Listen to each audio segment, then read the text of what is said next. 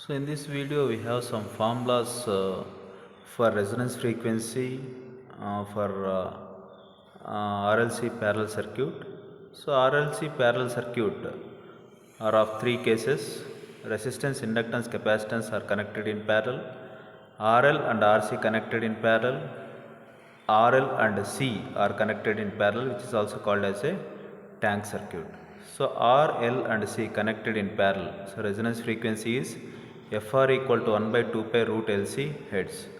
For RL and RC connected in parallel, so resonance frequency expression is 1 by 2 pi into 1 by root LC into L by C minus R1 square by L by C minus R2 square whole power 1 by 2 Hertz.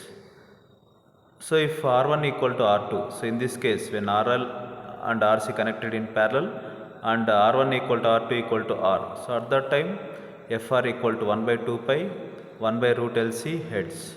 So similarly third one is RL and C connected in parallel, which is called as a tank circuit. So resonance frequency expression is 1 by 2 pi root 1 by LC minus R by L whole square Hertz.